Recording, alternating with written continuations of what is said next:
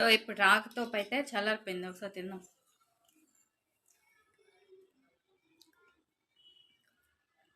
భలే ఉంది.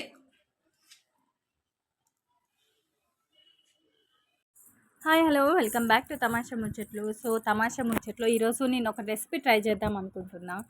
చాలామందికి తెలిసే ఉంటుంది, రాగి తోపు అంటారు కదా. సో నేను అది మా సైడ్ ఎప్పుడు చేయలేదు. ఈ మధ్య ఫీడ్స్లో ఎక్కువగా వస్తుంది. ఒకసారి ట్రై చేద్దామని ట్రై చేస్తున్నా.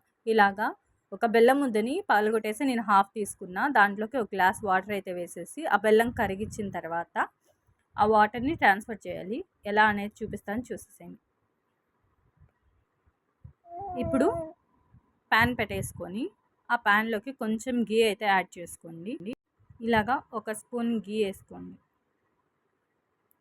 ఈ గీ అంతా మెల్ట్ అయిన తర్వాత ఇందులోకి ఒక కప్పు రాగి పిండి అయితే వేసుకోండి. నేను ఇక్కడ గెరెట్తో వేసుకున్నా, నా మెజర్మెంట్. సో మీరు కప్పు యూజ్ చేస్తే ఆ కప్ మెజర్మెంట్. ఇలాగా ఒక 5 to 10 minutes దాకా ఫ్రై చేయాలి. పచ్చి వాసన అంతా పోయేదాకా ఫ్రై చేసుకోండి. కొంచెం కలర్ అనేది బ్రౌనిష్గా టర్న్ అవుద్ది, అంతవరకు ఫ్రై చేసుకుంటే చాలు. ఇక్కడ చూసారా కలర్ ఎలా టర్న్ అయిందో. ఇప్పుడు బెల్లం వాటర్ అనేది దీంట్లోకి ఫిల్టర్ చేసేసుకోండి. ఇలాగా ఫిల్టర్ చేసేసుకోండి. నేను ఇక్కడ చేసిన మిస్టేక్ ఏంటంటే కొంచెం బెల్లం వాటర్ వేసి రాగిపిండి అంతా మిక్స్ చేసిన తర్వాత మిగతాది వేయాల్సింది. డైరెక్ట్గా పోసేసరికి కొంచెం అక్కడక్కడ ఉంటలుగా అనిపించేస్తుంది అనమాట. సో ఇలాగా పోసేసి వేడి మీద ఉండేసరికి కొంచెం ఉంటలు కట్టేసింది. మీరు అలా చేయకుండా ఫస్ట్ కొన్ని వాటర్ వేసుకొని మిక్స్ చేసుకున్న తర్వాత మిగతా వాటర్ని ఇందులో కంప్లీట్గా వేసేసుకోండి. చూసారా ఇలాగంతా కలిపేసిన తర్వాత కన్సిస్టెన్సీ కొంచెం థిక్గా అవుతుంది అనమాట. చూపిస్తాను, ఒకసారి చూడండి. చూసారా కన్సిస్టెన్సీ ఎంత దగ్గరికి వచ్చేస్తుందో. ఇప్పుడు 4 యాలకల పొడి అయితే నేను దాంట్లోకి వేసేసుకున్నాను దంచేసి. ఇది టేస్ట్ బాగుంటుంది. కొంచెం ఫ్లేవర్ కూడా రాగిపిండి ఫ్లేవర్ ఎక్కువగా రాకుండా ఇది కొంచెం కవరప్ చేస్తుంది కాబట్టి కొంచెం యాడ్ చేసుకున్నాం. చూసారా ఇంకొంచెం దగ్గరికి వచ్చిన తర్వాత గిన్నెలోకి అయితే ట్రాన్స్ఫర్ చేసేసుకుందాం. ఇలా మిక్స్ చేస్తూ ఉండండి.